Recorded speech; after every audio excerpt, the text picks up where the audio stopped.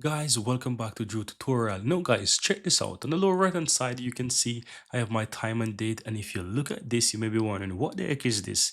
This is the Chinese Lunar Calendar, right? And you can easily enable this Chinese calendar, this traditional or simplified Chinese Lunar Calendar on your Windows PC. And I'm going to show you within a few steps how you can enable this on your computer. So how do we do that? On your Windows, a simple right click on the Windows icon on your taskbar and go to your settings. Now, once you're here, click the time and language on the left hand side, then click date and time. Now here, if you scroll down, guys, under the additional settings, you have an option that says show additional calendar in the taskbar.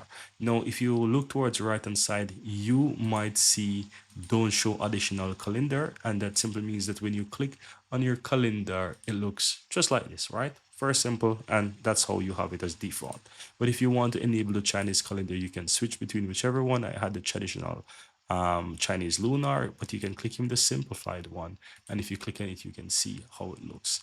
And that's it. That's how to go ahead and, let's say, enable or show the Chinese lunar calendar on your Windows 11 computer. Very easy and very simple, guys.